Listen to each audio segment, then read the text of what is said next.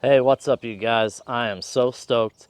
Yesterday, I got my Element Theos in the mail, and I want to put it on my bench gun. So instead of just practicing, I thought I'd give you a little insight into how I shoot the targets.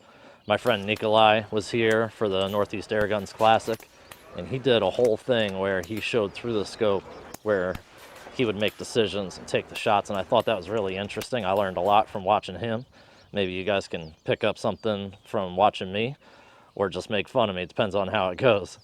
I'm at my home range here shooting across water. The targets are 112 yards.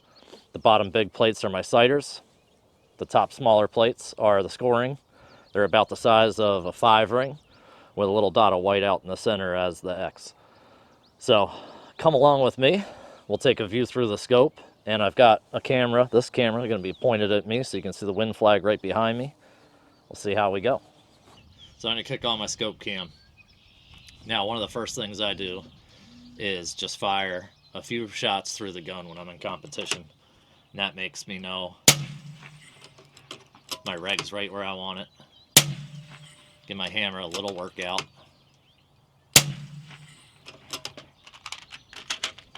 Man, that wind's kicking up. Hopefully y'all can see that flag behind me. So we're at 112 yards. Targets in the crosshair are in the middle of the 5 ring in width.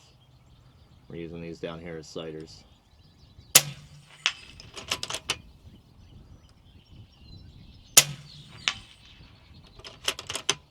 The wind's coming up my back and from left to right, so you get a lot of height change. Really dynamic wind. Come down a click. There it goes again, that freaking car.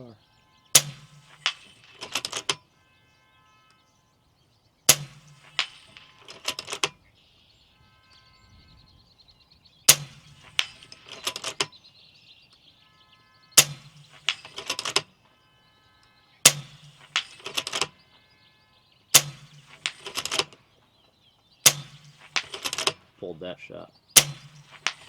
Frick.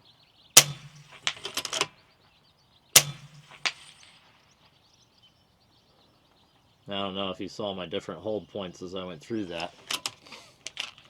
The wind changed on me.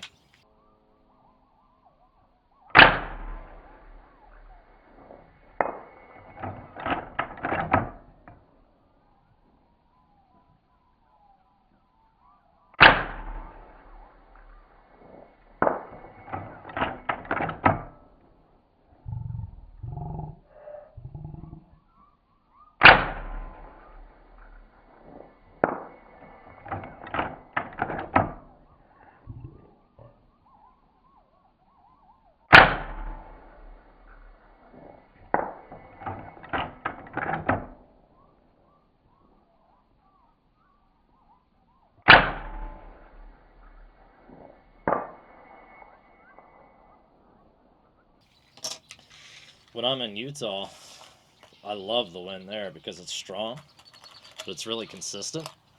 And here it changes so fast that I can rarely get through all 5 scoring shots without having to chase it. And I don't mind that because it gives me a lot of practice in dynamic winds, like at the Northeast Airgun Classic, for instance. We had a headwind both qual days and then a tailwind for the day of finals. And it was difficult to say the least, but I was lucky enough to place 3rd, and I believe that at least part of that is because I practice in this crazy wind all the time here. Looks like we got a couple 10s, a 9, and a couple 6s. Not great.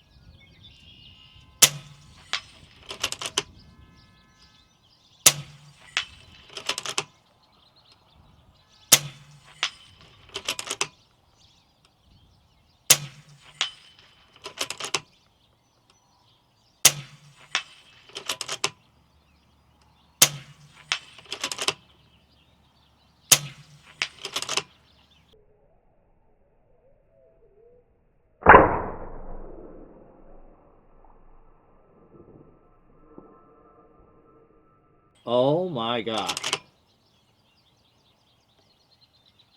That just barely clipped the edge of it. I can see the lead. Oh, that's going to hurt the score.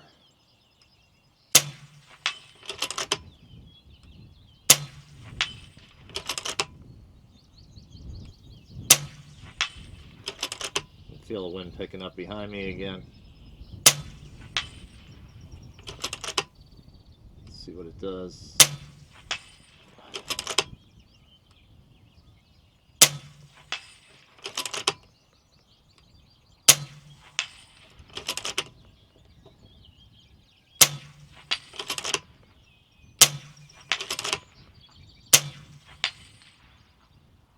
Man, that's tricky wind. So, my general rule of thumb here is that if I actually shoot all the targets without missing, I'm actually doing pretty good. Of course, I want to see them as close to the center as I can. But this kind of wind just really highlights how fast you got to be willing to either change your hold or go back down to sighters. Now, of course, when the wind's changing this fast, you can go back down to sighters if you want, but it's going to be different by the time you get back up. So when it gets crazy like this, I would do either one of two things. And that's chase it like I'm doing now, or hold off and wait for better conditions, but I know it's only going to get worse here. Alright, middle row, here we go.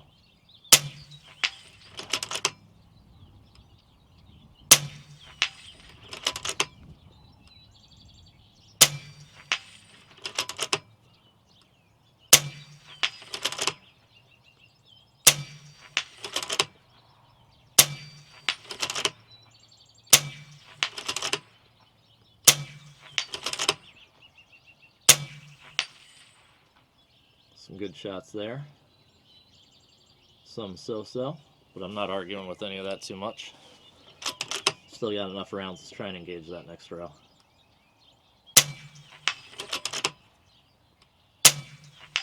Oh, wow. Look at that change.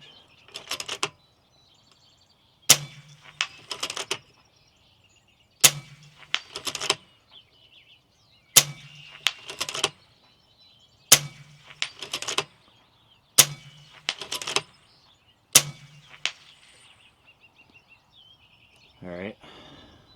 I won't say it's 100% clean, but I'll take it so far. Got one more column to shoot. I'll take you guys out there and we'll take a look at it.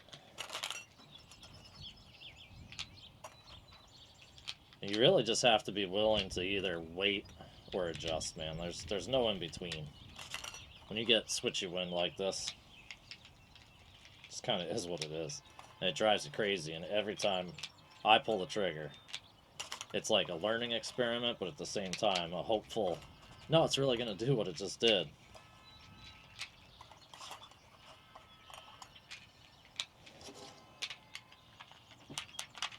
Alright, actually looks like it's calmed down a little bit. We're going to try and get this, crack some air in. Try and get this last column done quick.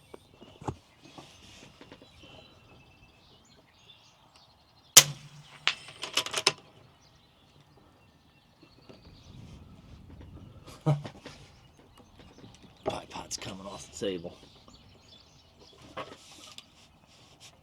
As soon as you want to go fast, you start getting crazy stuff.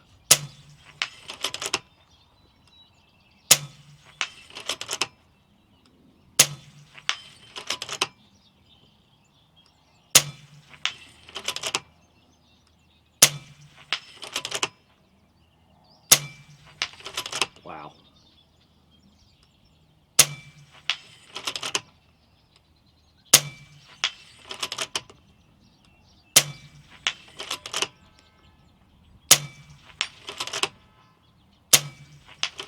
Frick. Oh my gosh. Well, I got through it. Not very well. But that's the truth, folks. That's what we got. Let's take a look out there.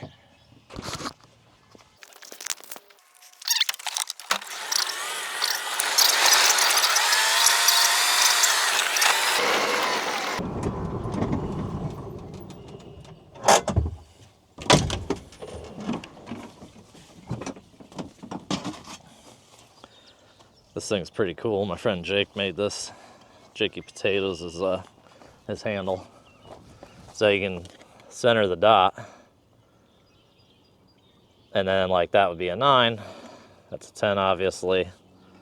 Then you got this feller out here. He broke the 6, but tough.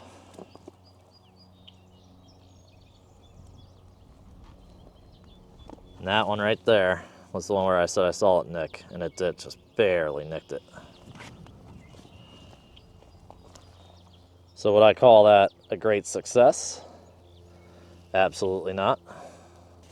It's pretty tight at times, vertically, but then with that backwind, woo, baby, just jumps right up. All right, guys, so here comes the gear breakdown. FX Impact M3, Element Theos on top, just an absolutely incredible piece of glass. I hope that the Tacticam didn't degrade it too much because it's just absolutely wonderful to look through with your eye. You got the Saber Tactical monopod and adjustable buttstock, Air Marksman rail on top, Saber Tactical grip, Air Marksman bottom rail, some MDT weights up front, the AccuTac Benchrest, holding it all up and steady. And then I really like this Send It level that I got through Utah Airguns. I don't use it all that much in a dynamic way. I just use it to set up when I first get to the bench, make sure I'm all level. Where it really comes into play is when I shoot long range with a slug gun or big bore especially, because that just matters so much. But on my bench gun, it's just something I like to have. That extended bottle from Air Marksman is also a game changer. When you're pushing, you know, the 50.5 grain pellets as hard as I am, you really need a lot of air to do that, and that lets me get through more than a full mag without any worries, so that's really nice. If it was just the regular bottle, it might be a little tough to do. So that is a must upgrade if you're gonna have a bench gun and you don't want to be filling all the time. But I can tell you right now, if I was shooting in this wind, which is not insane, but it's just from the right direction, with the 44 grain JSBs, I would have had a harder time. You know, bigger wind calls, because I only shoot those at like 860. So the added speed and BC help. I've got this loud right at 0.07 for BC on those pellets. Meanwhile, the 44 grainers at 860, I believe we're looking at 0.035, so it's literally double BC. Pretty awesome, man.